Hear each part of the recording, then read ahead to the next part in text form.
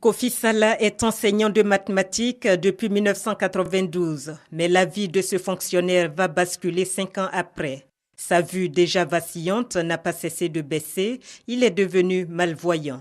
En 1997, Kofi Salah passe devant le Conseil de santé, structure de l'État chargée de déterminer l'aptitude ou l'inaptitude d'un fonctionnaire à servir. Après examen de son dossier, le Conseil de santé le déclare apte à servir, mais lui déconseille l'enseignement. Comme palliatif, on m'a dit qu'il faut être au bureau. En 2008, alors j'avais atteint mes 15 ans de service, donc me donnant droit à une retraite anticipée. Alors j'ai dit, mais je vais sauter sur l'occasion. Kofi Salah se retrouve pour la deuxième fois devant le Conseil de santé qui doit décider de sa mise à la retraite anticipée. Il est reçu par le professeur Fani Adama, ophtalmologue. Cette rencontre va changer le cours de sa vie. Le professeur m'a dit ceci, M. Salah, je ne vous ferai pas du bien en vous donnant l'occasion d'aller à la retraite. Je vais vous faire apprendre le braille. J'ai dit, mais qu'est-ce que c'est le braille? Il dit, mais laissez-moi faire.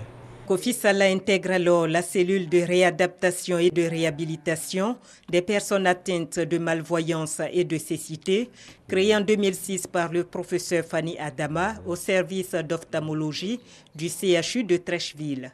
Son objectif, apprendre aux malvoyants et aux aveugles à vivre différemment grâce au braille et à la canne blanche. Et depuis que nous l'avons créé, nous avons récupéré des fonctionnaires qui auraient dû être à la retraite, avec ce que cela comporte de détresse morale.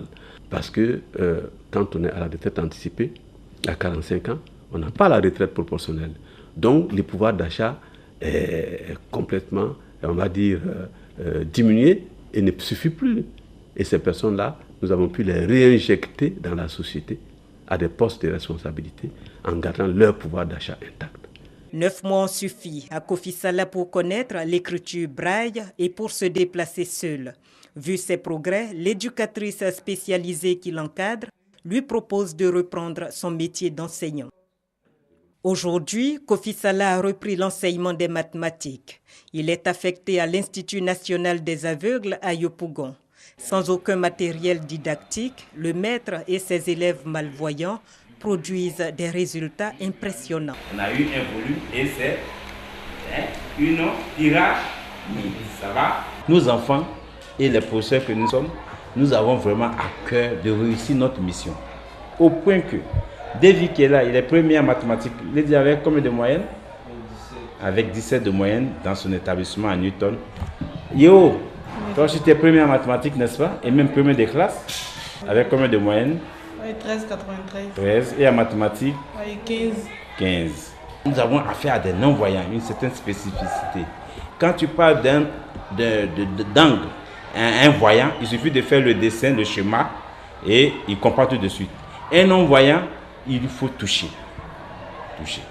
Alors, on n'a pas ce matériel qui existe, mais nous n'avons pas parce que l'Institut n'a pas en son sein un collège. Donc, nous faisons du bricolage. Envoie ta main. Nous allons parler d'angle. Un angle, vous voyez, il y a ton avant-bras et ton bras. Alors, l'espace que je touche là, voilà, matérialise un angle. Et un angle est défini par un sommet qui sera ton coude et des côtés qui seront les demi-droites qui matérialisent. Dès que Davis a fait cette représentation dans son esprit, madame, c'est fini.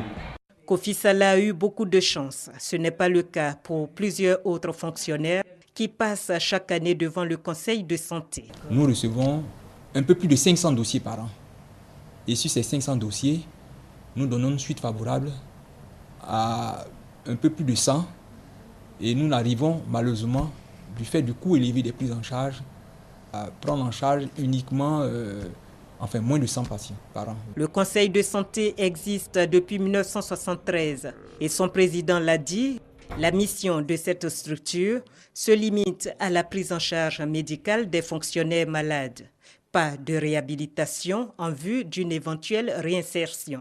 Alors qu'il suffit que l'État crée les conditions pour que ces hommes et ces femmes, pétris de talent, dont l'État a financé les études à grands frais, contribuent au développement de la Côte d'Ivoire au lieu d'être une charge pour leur famille.